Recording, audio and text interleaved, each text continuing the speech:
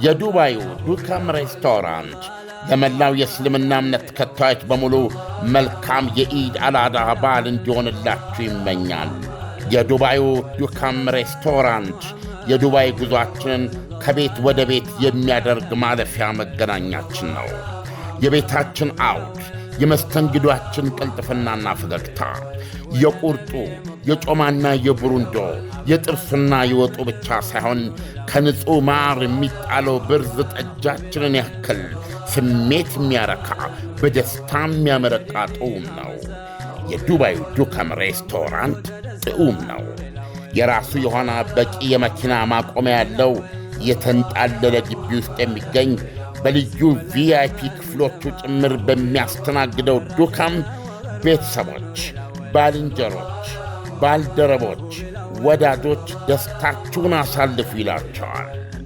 ኑ እንገናኝ፣ እንመገብ፣ እንጫወት፣ እንዝናና ይላቸዋል። አዳዲስ ግንኙነቶች ይመሠረታሉ።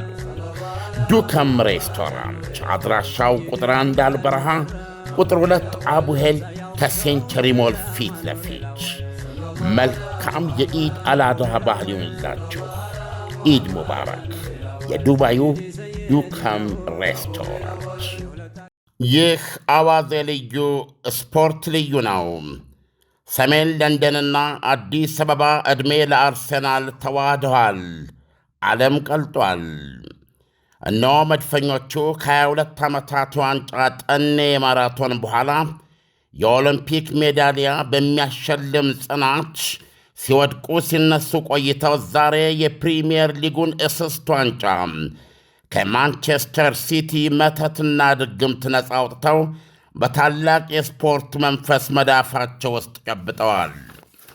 ጋርዲዮላ አፍዛ ደንግዛ አስማታቸው ተሰብሮ ሞባይላቸውን ገበያ ማለት የተነጠቁ ጉብል መስለዋል።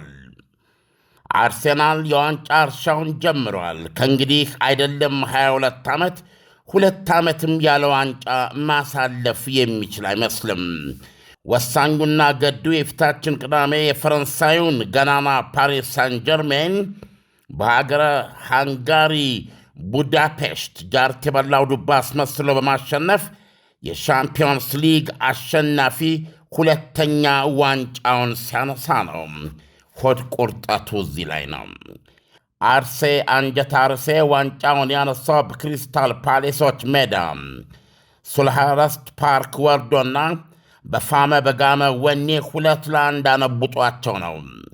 የመድፍ አስተኳሹ ሚኬል አርቴታ ተኳሾች ገብርኤል ኢየሱስና ወይም በፈረንጅ አጠራር ልማት ጋብርኤል ጂሰስና ኖኒ ማዱኬ 2 ቅንቡላ ጎሎች ማንቸስተር ሲቲ ባለፈው ግንቦት 8 ቀን ከበርንማውዝ ጋር 1-1 በመውጣት ያረጋገጠለትን ሻምፒዮናነት በቄንጥ እንዲያጠናቅቀው አስችሎታል።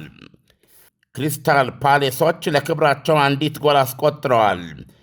በደቡብ ለንደን ሰልኸርስት ፓርክ ስታዲየም የአርሴናልን ሻምፒዮናነት ያወጀችው ታሪካዊ ፊሽካ እንደተነፋች የአርሴናል ቡድን ቀዩን ማሊያቸውን ለመልበስ ወደ መልበሻ ክፍል ገቡ። የክለቡ ባለቤቶች ወንድማማቾቹ ስታንና ጆሽ ክሮኤንኬ ቀይ ሪበን የለበሰውን የብር ሳህን ወደ መድረክ ይዘው መጡ።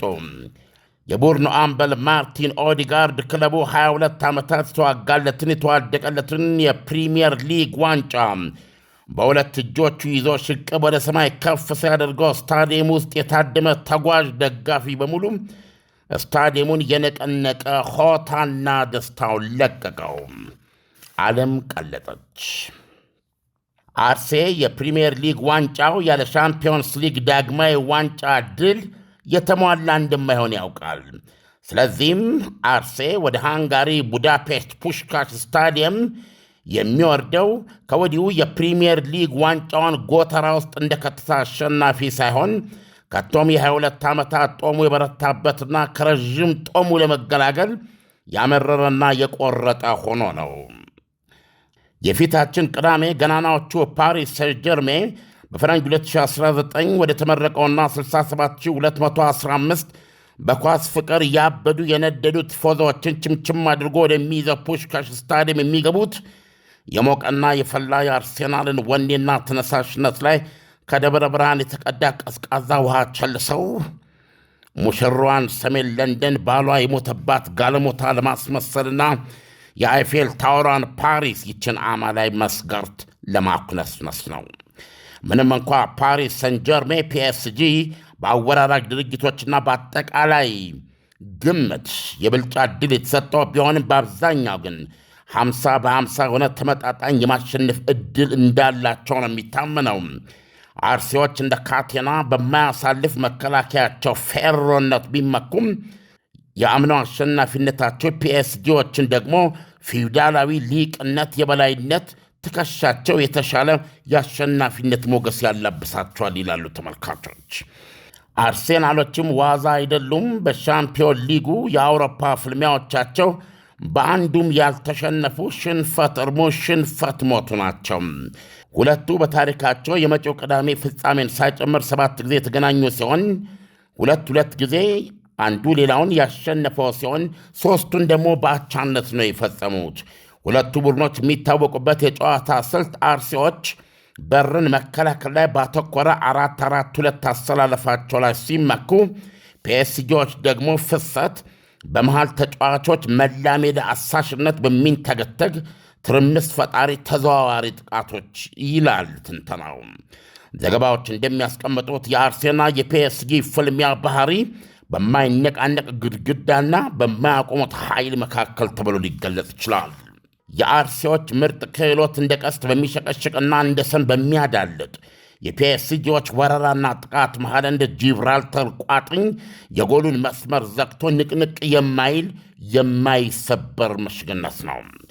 ጀነራል ሚካኤል አርቴታ የሠራው ሰራዊት እንዲህ ያለ ሽንፈት ርቡ ሽንፈት ሞት የሆነ የማይነቃነቅና የማያነቃንቅ ግን ከሩቅ እያራመደና እየመተረ እንደ ቅንቡላ ኳስ የባላጋራ መረብ ላይ የሚያንሻርር ገዳይ ነው። የአዋዜ የልብ ከፋይ ከአርሴ ጋር ነው። ዳንኤል ሪሊ አርሴናሎች እንግዲህ ይህንን ኦልሬዲ ባለፈው ሜይ 19 ወይም በእኛ ግንቦት 8 ማንቸስተር ሲቲ ተጋጣሚውን ማሸነፍ ካለመቻሉ ጋር ያረጋገጠውን ዋንጫ ነው ዛሬ በቄንጥ 2-1 አሸንፈው ሊያነሳና አያሆሆ ማታ ነው ድሌ ሊል የቻለው። ይሁን እንጂ እንደዚህ የተቀራረበ ግጥሚያ ሲኖር ደግሞ ማንም ሊገምት እንደሚችለው ከባድ ነው። 22 ዓመት ዳኒ ድል በጠበቀባቸው ረጅም ዓመታት ሪሊ በሰው ዕድሜ 1/3 ዕድሜ ናቸው ቢያንስ ማለት ትችላለህ። እነ ፌስቡክ ሁሉ የተመሰረቱ ዓለምን የቀየሩት ከዛ በኋላ ነው። ዳኒ ሱናሚ በሺህ የሚቆጠሩ ሰዎች ገድሏል። አርሴ ከዋንጫ ጋር ሳይገናኝ ማለት ነው። በዚህ በመካከለኛው ምስራቅ አንድ ብርቱካን ሻጭ ሚዛኔን የሚል ድምፅና እሪታው ራሱን በሳት በመለኮስ የቀሰቀሰው አመፃ ቱኒዚያ ውስጥ እነ ሆስኒ ሙባረክን ከንብሏል። እነ የሊቢያውን ሙአመር አልጋዳፊን ሕይወታቸውን አሳጥቷል። እስከ የመን አጠቃላይ መካከለኛው ምስራቅ ውስጥ የፈጠረውን እናውቃለን። ሶሪያ የማያባራ የእርስ በርስ ጦርነት ውስጥ ገብታለች። በዓለም ብዙ ለውጦች ተካሂደዋል። አርሴ ዋንጫ ሲጠብቅ ማለት ነው። በ2003 እና 4 ሙሉ ጨዋታ ሳይሸነፍ በሙሉ አሸናፊነት ዋንጫ የወሰደ የተሞናሞነ ቡድን ከዛ አንጸባራቂ ታሪክ ሰሪና የእንግሊዝን ጨዋታ ሪዲፋይን ያደረገ ተብሎ ከተገለጸ ክህሎቱ በኋላ ዋንጫ እንዳይነካ እኔ ተመትቶበት ነው የምለው። ተመትቶበት መርፌ ተሰክቶበት ብዙ ነገር ልትል ትችላለህ። ለአይነ ጥላ ገረገራ ምን ያልተባለ ነገር አለ። ከዋንጫ ጋር መነካካት አቅቶት ረዥም ማቃሰት፣ ረዥም ዳገት የመውጣት ትግል ውስጥ በነበረበት ጊዜ ዩናይትድ ስቴትስ አሜሪካ በታሪኳ ጥቁሮችን ከአፍሪቃ እያጋዘች በባርነት የሸንኮራ እና የጥጥ ምርት አድርጋ የሰው ልጅ ለኢኮኖሚ የጀርባ አጥንቷ አድርጋ ጥቁሩን ሰው ሰብናውን ገፋ። እንዲህ አይነት ታሪክ ያላት ሀገር በታሪክ ውደት በታሪክ ለውጥ የመጀመሪያውን እንግዲህ ብዙ መብቶች እየተከበሩ እሷም እንደ ሀገር እየተራመደች በመጨረሻ አሁን ባራክ ሁሴን ኦባማ የሚባል ጥቁር አሜሪካዊ የዩናይትድ ስቴትስ አሜሪካ ፕሬዚደንት በመሆን ፈር የቀደደበት አስገራሚ ታሪክ የተሰራውን በ2008 አርሴናሎች ዋንጫ እየጠበቁ ባለበት ጊዜ በዚያ 2 ዓመት ያልሆነ ነገር የለም።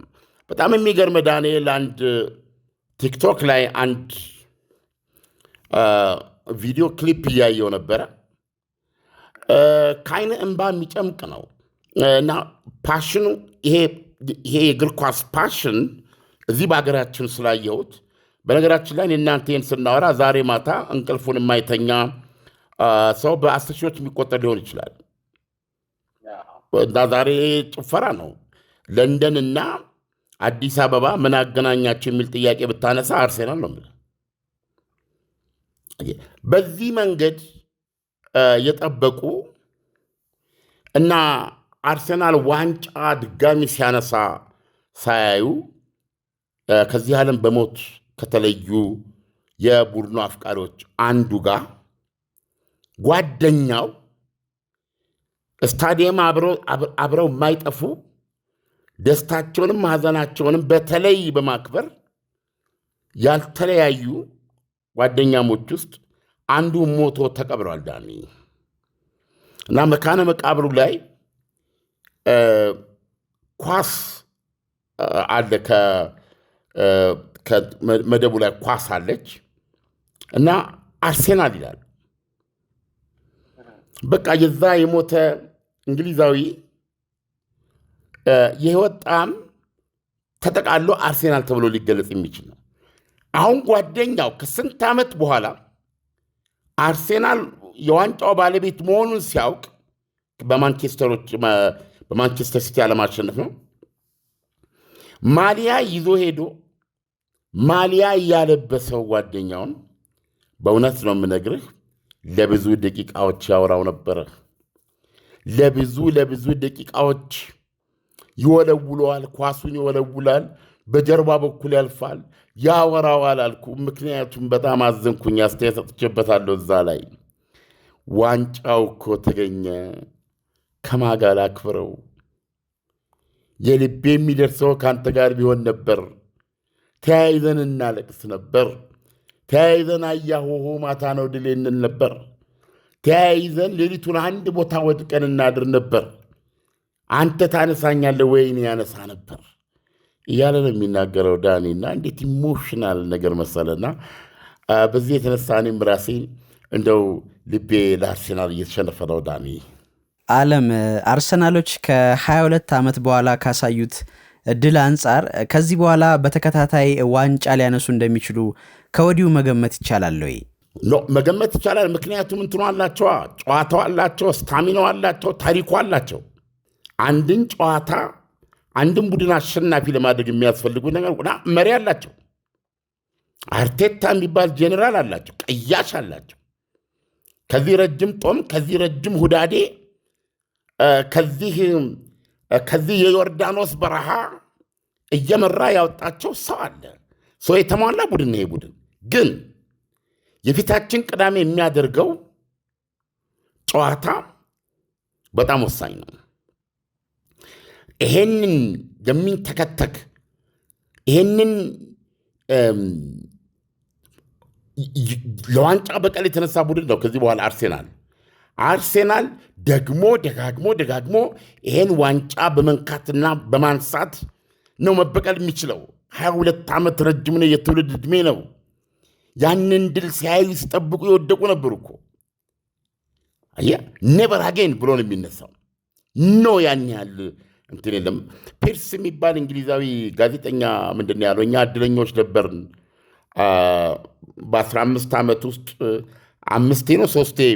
5 ጊዜ ዋንጫ ያነሳ አርሴናል ደጋፊዎች ነበርን አለ። ልጆቼ ግን ሕፃን ሆነው ጠብቀው ከ22 ዓመት በኋላ ለመጀመሪያ ጊዜ አርሴናል ሲያሸንፍ አይቷል ብለዋል። ስለዚህ አሁን አርሴናል ወደዚህ መመለስ የለበትም። አየህ። ስለዚህ የአርሴናል ጉዞ ጎል ዋንጫ ነው። ከፊት ለፊቱ ግን ሴን ዠርሜ የሚባል አስደናቂ የቻምፒየንስ ሊግ ታሪክ ያለው ያለፈው ዓመት አሸናፊ ሆነ ይህን ዋንጫ ድጋሚ ወስዶ ፓሪስን ሊያኩነሰንስ የቆረጠ ቡድን ሃንጋሪ ፑሽካሽ ሜዳ ይጠብቃቸዋል። ይህን የድል አዚም ይህንን የድል ጉዞ ከሰበረው ጥሩ አይደለም፣ ጥሩ ገድ አይደለም። ስለዚህ ነው አርሴናሎች ሳን ዠርሜን ጃርት እንደበላው ድባ አድርገው ማሸነፍ አለባቸው የምንለው። ዓለም አርሰናል በቀጣይ ከፒኤስጂ ጋር የሚያደርገው ጨዋታ በጣም በጉጉት የሚጠበቅ ከመሆኑ አንጻር አርሰናል እንደው ድሉ ይቀናው ይሆን? አንተ እንዴት ታየዋለህ?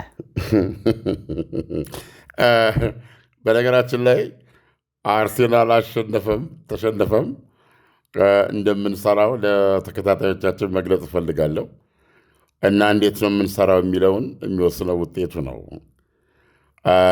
ትንቢቱን ለስፖርት ቲፎዞች እተወዋለሁ። አዋዜ ግን ልባችን ከአርሴናል ጋር ነው እንላለን። በጣም ጥሩ ዓለም፣ ለሰጠህን ትንታኔ በጣም አመሰግናለሁ። መልካም አዳር ይሆንልህ። መልካም አዳር ዳኒ።